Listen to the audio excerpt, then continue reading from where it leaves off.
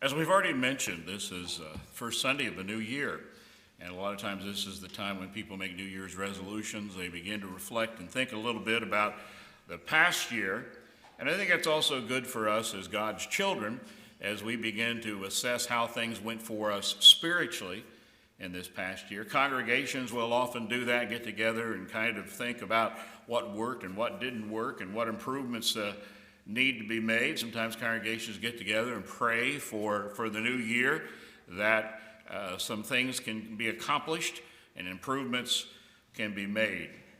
I thought maybe for this morning what would be good is for us to analyze and think a little bit about our service to God, our personal service.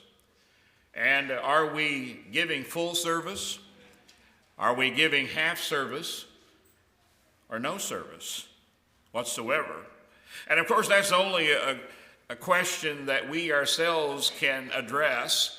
No one else can judge our hearts and our minds and our thoughts. Only God really knows what's going on in our lives. But the one takeaway from this lesson that I want us all to understand is that God accepts nothing else but full service. In other words, our very best. We're instructed in Scripture to love God with all of our heart, all of our soul, all of our mind, and all of our strength. And we ourselves know whether we're doing our very best or do we allow other things to intrude. Sometimes we get distracted, and we'll talk about that here in just a few minutes. And how we need to keep our mind and our heart and our life focused on God and pleasing Him and serving God. And hopefully these are some things that we can take home with us and think about. I want us to look at a few biblical examples. We go all the way back in the Old Testament. Some people aren't as familiar with the Old Testament as they are the New Testament. Most of us recall King Saul, the first king of the Israel nation after they left Egypt and began their conquest of the land of Canaan. And we see that Saul was chosen to be the first king. We see that he had some problems. A kind of divided allegiance. Sometimes he gave in too much to his subjects and the nation, and he made some very serious mistakes that ultimately resulted in the loss of his kingdom. We could go to 1 Samuel 13, verses 8 through 9. It says, "And now when he had waited 7 days, according to the appointed time set by Samuel, but Samuel did not come to Gilgal, and the people were scattering from him. So Saul said, 'Bring to me the burnt offerings and the peace offerings.' And he offered the burnt offering." Again, help us to understand the context here. We see that they were preparing to go into battle. And Samuel, who, keep in mind, was a prophet, a priest of God, had given him instructions, said, "Will you wait here at Gilgal for 7 days? I'll come there, offer up a sacrifice, then you can go into battle." Well, we see that the seventh day came and time was beginning to pass and there was no Samuel. And the people were beginning to panic and ask a lot of questions, and so finally Saul said, "Okay, I will make the sacrifice. I'll make the burnt offering. Bring it to me." And it says he offered the burnt offerings. And about the time that he had finished that, Samuel arrived. And we see that he got into a lot of trouble. And then it was foretold that he was going to lose his kingdom as a result of this. Now, some people may look at this and say, well, these are kind of unique circumstances, and Saul was just doing the very best that he could, and that God should give him a pass. That's often our human logic and wisdom. We'll give him a mulligan, like in golf. Well, I missed that shot, give me another one. But we see that doesn't work with God. But we can also see this isn't the only mistake and the only issue that Saul had. You could go on over into 1 Samuel, the 15th chapter, and we can see that God had told Saul, or rather Samuel, God through Samuel had told Saul that they were to destroy the Amalekites completely and totally, including the king, and that they were not to take any plunder. In other words, it was supposed to be all destroyed. And we see Saul didn't do that. He did some of the things. He destroyed most of the people, but he didn't kill the king. And it's like they kept the best livestock, and his rationale for that was, well, we were going to sacrifice things to God. But we see that he didn't go all the way, did he? It's kind of like, as we've been talking about, half service. He half obeyed God. But as we're going to see time and time again throughout our study this morning, is that half service equals no service.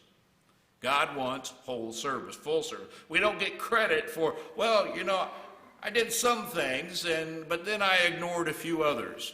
That's the way it is when it comes to God's word. Some people, they want to observe some of God's word, but not all of God's word. Often I like this and I like that, but I don't like these commands over here. They kind of rub me the wrong way, so I'm going to ignore them. And I think, okay, I'm going to get some credit with God. God's going to let me go into heaven because at least I tried. We're not in competition with each other, and granted, there are going to be people who are more successful than us spiritually, but God expects us to do the very best with the talents and abilities that we have been blessed with. We need to give our all. We can see God's reaction to Saul and some of the sacrifices that were made, but yet in light of the disobedience of his, we see that God just didn't acknowledge and accept their sacrifices. Samuel said, "For rebellion is as the sin of divination, and insubordination is as iniquity and idolatry. Because you have rejected the word of the Lord, he also has rejected you from being king." Now we see that this isn't a message, really a kind of an eternal message, not only applied in the Old Testament, but also in the New Testament. Often we may think, well, as long as I show up for services on Sunday morning, it doesn't really matter what else I do in the week. God's going to accept my personal sacrifice for showing up and sitting there for an hour and observing the Lord's Supper, and now I'm good to go for the week. I've done something. So often, I think I had a lesson a few months ago about that something, a lot of times, in God's viewpoint, is nothing if we're just doing a little bit, if we're not going all the way. And that was the mistake that Saul made. We see in Hosea 6 and verse 6, "For I delight in loyalty rather than sacrifice, and in the knowledge of God rather than burnt offerings." We see that our presence and our attendance cannot wipe away disobedience. God expects us to be obedient and adhere to his teachings. In Romans 12 and verse 1, a classic passage of Scripture, "I urge you, therefore, brethren, by the mercies of God, to present your bodies a living and holy sacrifice, acceptable to God, which is your spiritual service of worship." A lot of people ignore this one particular point in this verse, and that is sacrifices acceptable to God. Often people say, well, we want to worship God in the way we want to worship him. We want to serve him in the way we want to serve him. A group of people will get together. Perhaps they even write their own book and their own rules and say, okay, this is how we're going to worship God. And yet they don't stop to think about, what does God want? What does God desire? What's acceptable to him? And we can learn that from studying his word. He makes it very obvious to us, and he spells it out. Well, I want us to look in contrast to Saul, Moses, the great lawgiver, the deliverer. And keep in mind, Moses was not perfect, and he was a flawed individual, and he did make some mistakes. But we see that as we look at his life in retrospect and as a whole, most of the time he tried to serve his God, and he made a lot of sacrifices, and he gave all of himself to God. In other words, he gave full service to God. You can go to Hebrews, the 11th chapter, verses 23 through 39, and in that text you can read of several observations that are made about Moses and the sacrifices that he made. One is that he made difficult choices. It discusses how that he left the comfort of his mother and her household. She was the daughter of Pharaoh. He had a lot of privileges and a lot of honor that went along with that position. But he gave it all up so that he could be with his brethren, his fellow Hebrews, who were slaves at that time. He made a difficult choice. And sometimes that's what it means to be a Christian, is we have to make difficult choices. Choices that may not be in our own best personal interest, but is what God wants us to do. We see that he obeyed God's instructions. You can go to Exodus, the 4th chapter, and we see that encounter of when God approached Moses in the form of a burning bush, and there was a discussion. And yes, we notice a little bit of reluctance on Moses' part. He wasn't really keen on the idea of returning back to Egypt and doing all the things that God said he was going to do. But eventually, he obeyed God. He returned to Egypt. He took the difficult path. It would have been a lot easier for him just to have remained in Midian and enjoyed his children and perhaps his eventual grandchildren and living a peaceful and idyllic life. That would have been a lot easier. Moses still had another 40 years. He was about 80 years old when God approached him and gave him this task and this commission, and we see he'd live for another 40 years. But Moses chose to obey his God. We see that he challenged Pharaoh. That wasn't easy, was it? We see that Pharaoh was the most powerful leader and ruler in the world at that time. He commanded vast armies, very wealthy. A lot of people did not only look at him as some kind of a world leader, but also as a god. Some people worshiped him. A lot of people in Egypt did. So it took a lot of courage and strength. Even though Moses recognized that God was backing him up and would give him certain abilities, it still had to be challenging for Pharaoh, but he did it. We see that he gave Israel leadership, and it wasn't easy to give Israel leadership. We see that continuously and constantly they were challenging Moses. They gave up on Moses. There were times they were ready to kill Moses if things didn't work out immediately as they thought they should. But we see that God was always by Moses' side, in fact, Israel's side, and protected them. We see that Moses loved his God with all his heart. Moses gave full service to God. And I think it was important for us to look at Moses in this lesson to see what full service looks like. And when we say full service, we're not talking about perfect or flawless, because no human being is perfect and flawless. But you do your best, the very best you possibly can. Well, we want to look at a few examples for some of the causes for giving God less than our full service. So there's a lot of rationalizations, a lot of excuse making. I think in some cases it's what we might refer to as declining importance. When we first become a Christian and we're baptized into Christ, as we said many times before, we're very excited, we're very passionate, we try really, really hard, we attend all the services, we study our Bibles, we pray a lot.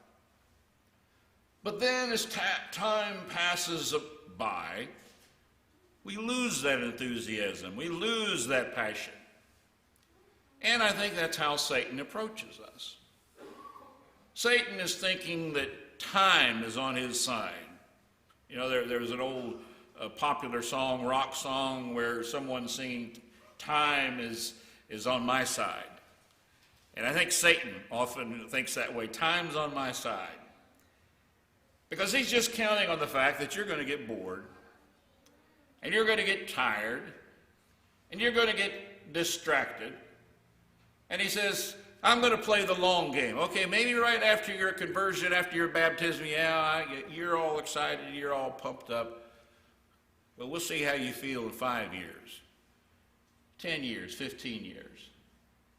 After some bad things happen in your life, you lose some loved ones, you have to suffer some disappointments and discouragement, you lose a job, you have some struggles with your adult children. We'll see after that how faithful and committed you are to your God.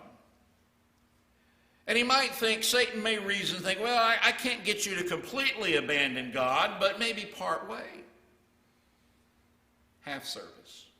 You could do a little bit of half service, and that kind of soothes your conscience, and you think that you're okay, but Satan understands the score. He knows that God doesn't accept anything else but full and whole service. So he knows that you're still his. You're still going to be lost. We have to really work to make God the number one priority in our life. It's a constant challenge. It's going to take a lot of prayer. It's going to take a lot of study. It's going to take a lot of reflection. And we have to spend time with other Christians. So often people want to isolate themselves and say, well, I'm not really that keen on public worship. I'll show up for an hour on Sunday. But through the rest of the week and months and years, I don't want anything to do with my fellow Christians. Well, you're not going to survive that way. I think that's one reason we have the church. God understood that we needed this support structure. We need to be with each other to encourage and strengthen one another. There's times that we get discouraged. And that's when we need our fellow Christians to encourage us and to help us. In Psalm 106, beginning of verse 13, the psalmist says, they quickly forget his works, referring to God. They did not wait for his counsel, but craved intensely in the wilderness and tempted God in the desert. Here he's speaking about the Hebrews. In Psalm 106, verse 19, they made a calf in Horeb and worshipped a molten image. Thus they exchanged their glory for the image of an ox that eats grass. They forgot God, their Savior, who had done great things in Egypt, wonders in the land of Ham, and awesome things by the Red Sea. I think it's interesting here where the writer says that the Hebrews exchanged their glory, the glory of God, for an image of an ox that eats grass. That's an interesting expression, isn't it? God, the most powerful, glorious force in the universe, they exchanged that for an ox that eats grass in the field. They'll bow down and worship that ox. How tragic that is. That's not full service. In Matthew 13, verse 22, in what we refer to as the classic parable of the sower, Jesus makes this remark about one of the types of soil, and he says, on the one on whom seed was sown among the thorns, this is the man who hears the word, and the worry of the world and the deceitfulness of riches choke the word, and it becomes unfruitful. Well, this is another cause for us giving God less than full service, is personal worries. I could probably almost guarantee the fact that each and every one of us here have our own share of personal worries. There's something that you're concerned about right now, and it's weighing on your mind. And it may have kept you up last night. Maybe it causes your stomach to hurt a little bit. Maybe that problem and that worry causes your blood pressure to increase. We've all been there. Perhaps we're there right now. And I think it's something that Satan realizes, that worries can pry us apart from our God. God can be part of the solution to those worries, where we can place our faith and our trust and confidence in God. Now that's what faith is all about, because often the only way we can resolve our worries is when we come up with a complete solution, don't we? It works itself out.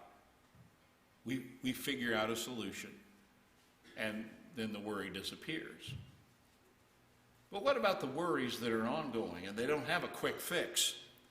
There's many worries like that, many concerns in life that don't always have a quick fix.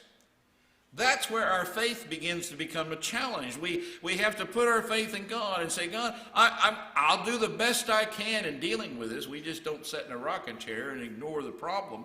I'll do my best, but I'm going to trust you that you're going to be there by my side to help me. And I may not have a quick answer. I may not come up with a solution right today or next week or next month. But we trust God. That's full service. Service and trusting him and having faith in him. In Matthew 6, verse 34, therefore do not be anxious for tomorrow will care for itself. Each day has enough trouble of its own.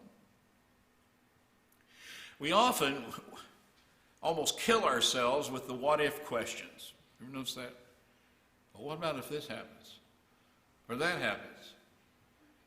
And you could what if forever. It almost goes off into infinity, can't you? It's totally dependent upon your imagination and your creativity as to how many what-if scenarios you come up with. And I've played that game in my own life, and one thing that I've realized that most of the what-ifs I come up with don't ever happen. And in fact, when something bad does happen, it's something I didn't even consider. It just came out of left field. So we shouldn't play that game. And some people say, well, I want to be prepared. And I get that. I like to be prepared too. A lot of times when I first was a young man in preaching and I wanted to do a good job in the Bible class, and I'd play that game when studying for a class. I would start, what are all the questions that somebody may ask? I'd make a list, and it's okay, I'll come up with this answer. So it looks like I've got it all on the top of my head. And maybe I come up with 100 questions, 100 tangents and possibilities that might come up. And I go into the class and think, okay, I'm prepared. And somebody comes up with something I hadn't thought of.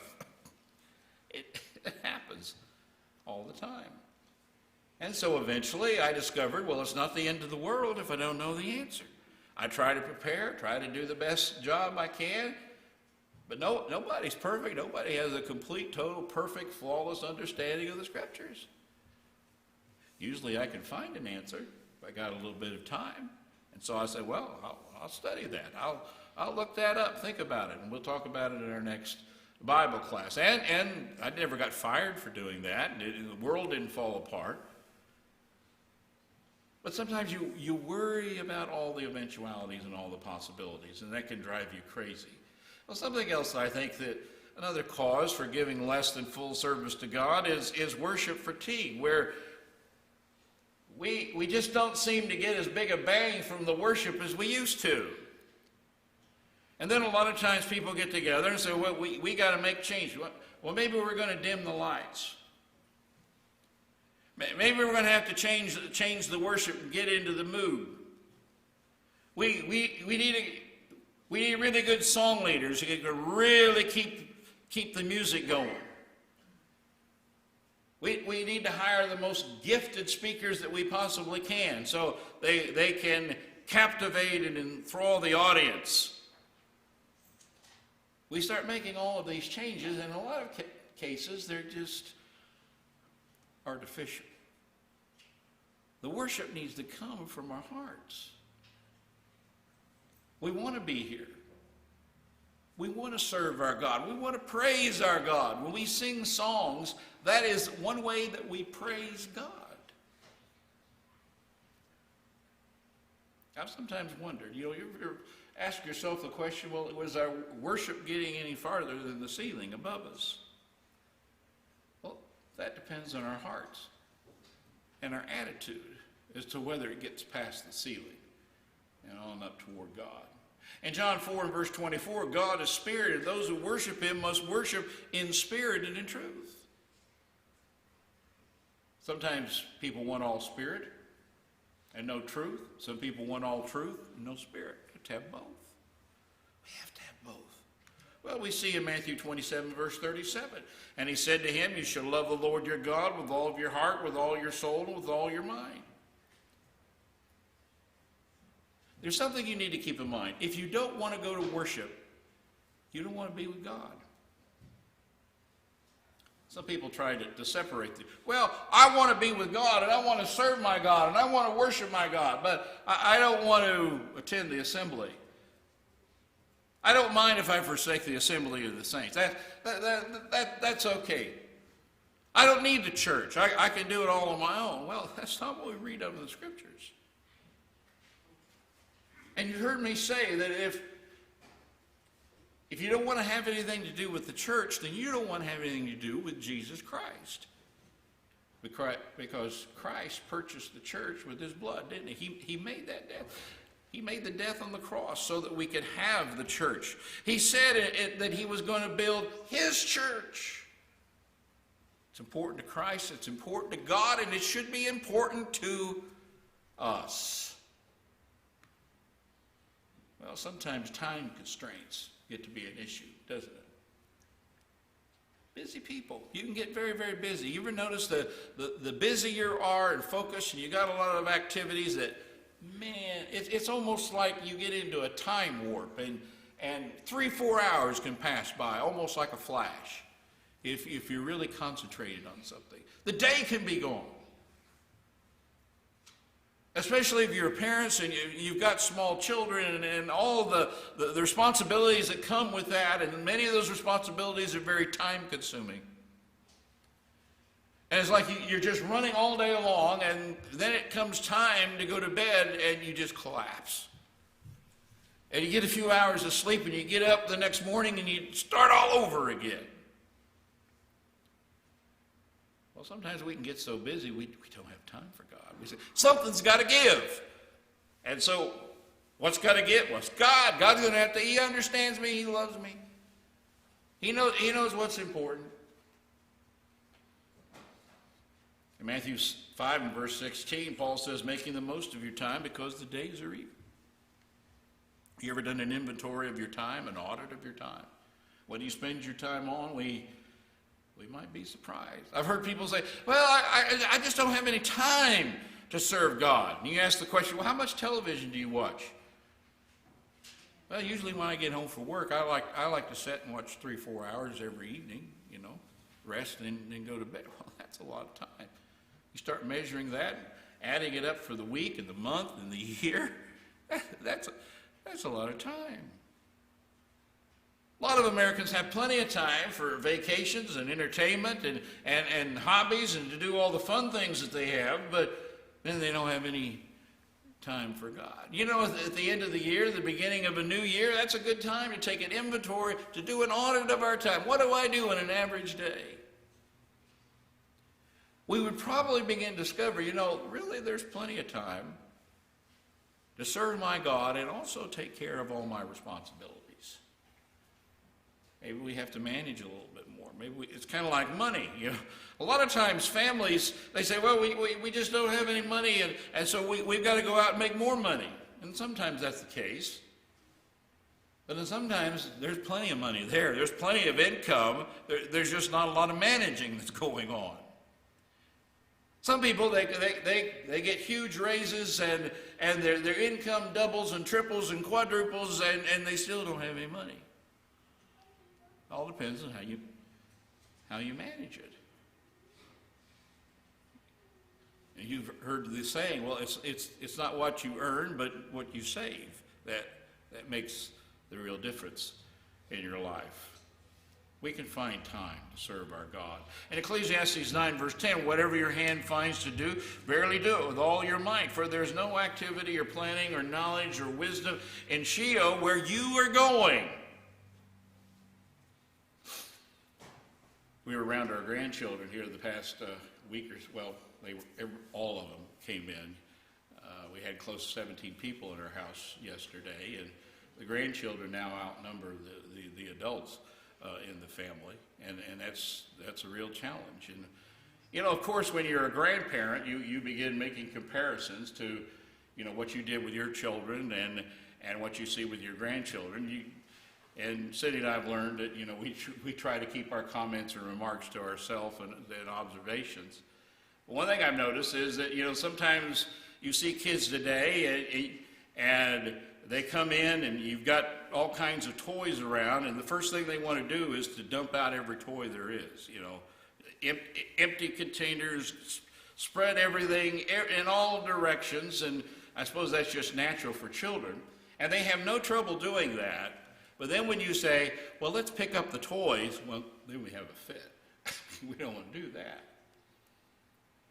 And I remember Cindy and I, we began when the children were old enough. It was like, okay, at bedtime, we got to pick up all the toys.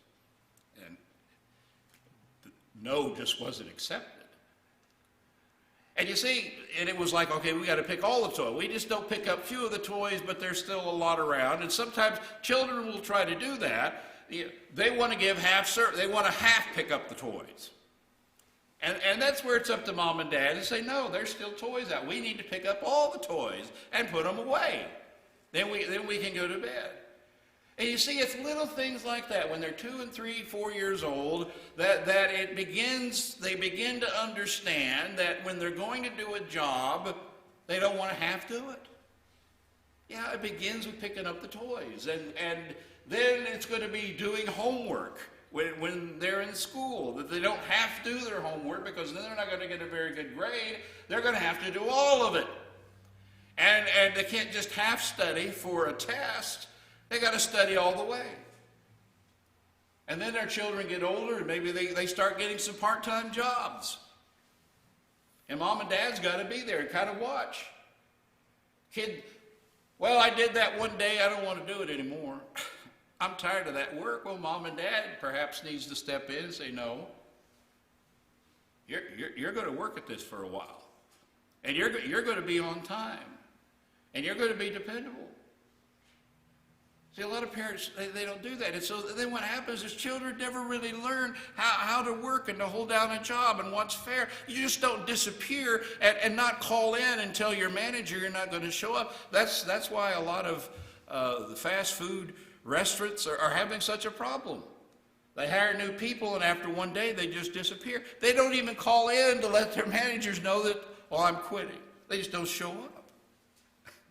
They just don't show up. And you see, that's where parents, they cannot allow their children to get by with it, because one day their children are going to be having full-time jobs, and they're going to have families to support, and if they have that same attitude, they're going to be destitute. They're going to have a lot of serious problems and suffering in their life. And that's not only true with our lives, but it's even more so when it comes to serving our God. We want to give him full service and not half service. In Psalm 90, verse 12, so teach us to number our days that we may present to thee a heart of wisdom. We're only here for a short period of time, a few decades. If we're lucky, okay, 80, 90, maybe 100 years, we get to live here on earth. But it's still a short relative time. It'll pass by it seems like a moment or a blink of an eye. But briefly, I want us to look at what does full service to God look like. Well, it means that we have love and respect for him. Know therefore that the Lord your God, he is God, the faithful God, who keeps his covenant and his loving kindness to 1,000th generation with those who love him and keep his commandments. God is faithful. God is dependable. God keeps his covenant. He keeps his promises. And his loving kindness to 1,000th generation. In words, it's infinite.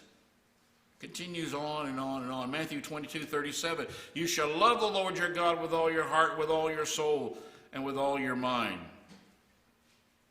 Submission and obedience. A lot of people today don't like those words. Those are like bad words. They taste bad. And they just don't want, we don't want to submit. We don't want to obey. We see that climate that is so very prevalent within our country and society today. Nobody's going to tell me what to do.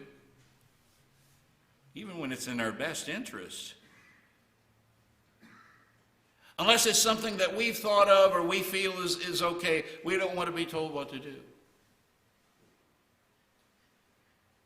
But yet, as we live and we function in society, what's interesting is in a lot of ways, we're already doing things that we're told to do. We're told to pay taxes. Nobody likes paying taxes, but we do it. Why? Because we don't want to go to jail. We don't want to have all kinds of serious financial difficulties, so we're going to pay our taxes. We're told that if we're going to drive a car, we got to go out and get a driver's license. Then we're going to have to study a book and take a test and go show somebody that we know how to drive. Someone may say, well, I don't believe in all that. I'm not going to do it. I'll just drive on my own. I don't have to have a license. And that's fine. You get pulled over. They may take you to jail again. So there's all kinds of things that we do. But so often individuals, they want to listen to anybody. I have my rights and I have my freedom, and on it goes. And I'm thankful that we live in a country where we do have freedoms. But we need to understand that there's limits to those freedoms. Do I have the freedom just to go out and shoot and kill anybody I want to with no consequences? That's the way the Old West was before the law caught up. You know, might made right, whoever's the strongest. If I'm stronger than you, I can beat you up and take everything you got. That was the way of the world. We don't want to go back to that time, so we got to have rules. And we've got to obey those rules. We've got to learn to submit. And we've got to learn to submit to our God. Maybe there's some things that he asks us to do and we don't like. But we all recall what Jesus said in John 14, verse 15. If you love me, you'll keep my commandments. But I don't believe what Jesus had to say regarding marriage, divorce, and remarriage. That's not popular. I don't believe what he said about fornication and adultery and immorality. I don't believe that. It's not socially popular. Well, then, you don't love Jesus. Jesus himself said, if you love me, you will keep my commandments. In Acts 5, verse 28, but Peter and the apostles answered and said, we must obey God rather than men. This was when they were being rebuked and threatened and saying, you need to stop preaching the gospel or else. And they said, well, that may be what you want us to do, but we're going to obey our God.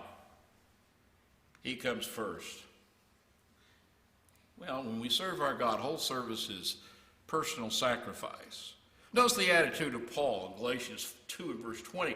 I have been crucified with Christ, and it is no longer I who live, but Christ lives in me. And the life which I now live in the flesh, I live by the faith in the Son of God, who loved me and delivered himself up for me. We've been talking about in our study of Acts on Wednesdays about Paul. And we're going to be getting into chapter 9 here very soon. We're in chapter 8, where we're going to be talking about some of the sacrifices that Paul is going to make. He's going to make a 180-degree change in his life. He will change his life radically because he loved his God and wanted to serve him. In Matthew 16, verse 24, then Jesus said to his disciples, if anyone wishes to come after me, let him deny himself and take up his cross and follow me. I ask you this question right now. Have you done that? Have you denied yourself? You see, a lot of us will say, well, I'll follow the Lord, but I'm not going to deny myself. If it's something I really want to do, I'm going to do it. I don't care what God says. I don't care what Jesus said. I don't care what the Bible says. It's something I want to do, so I'm going to do it. You see, you're not denying yourself. You're not taking up your own cross and following Christ. We need consistency and loyalty. Some people are all over the place. They're not very consistent. Oh, they run hot and cold. They'll serve God for a while, and then they'll drift back into the world, and then they'll come back and serve God for a little bit, and then they're back into the world, and it's kind of like that back and forth throughout their whole life. It's kind of like, what would an employer think if he has an employee? Well, he showed up this week, but then the next week he takes off 3 or 4 days. And then he shows up for a week, and then he takes off 3 or 4 days. Well, that employee's probably not going to be working at that place for very long. In 1 Corinthians 15, verse 58, Paul said this, therefore, my beloved brethren, be steadfast and immovable, always abounding in the work of the Lord, knowing that your toil is not in vain in the Lord. Steadfast, immovable, always abounding. That's what it means to give God full service. And so, as we make our ultimate conclusion from what we've learned, which describes your service to God? Is it full service? Is it half service? Or is it none? In Deuteronomy 10, verses 12 through 13, this was read for us earlier. And now, Israel, what does the Lord your God require from you? But to fear the Lord your God, to walk in all his ways and love him, and to serve the Lord your God with all your heart and with all your soul, and to keep the Lord's commandments and his statutes, which I am commanding you today for your good. We know there's some big differences between the old law and the new law. Some of the laws changed. But as far as this verse goes, this is an attitude that we should still have. They needed to have that attitude. We need to have this same attitude today as we live under the new law. Conclusion, half service. Keep this in mind. Half service equals no service. God wants our all. Have you been giving him your all? You might say, well, no, I haven't. Well, you can change that. You can change that. You can ask God for forgiveness and say, okay, I'm going to do better. Doesn't mean I'm going to be perfect. Doesn't mean I'll never make mistakes, that I'll never slip. But I'm going to make a conscious effort to do better and to serve God with all my heart, mind, soul, and strength. Not just half of it. Perhaps we have one in our audience this morning who's subject in some way to the invitation. If you're not a Christian, we encourage you to come forward, repent of your sins, confess that you believe that Jesus is the Son of God, and then we can immerse you in the waters of baptism. Maybe you're a Christian, you've lost your way, you've drifted back into the world, you've been guilty of giving God only your half service and perhaps no service at all, but you can change that. As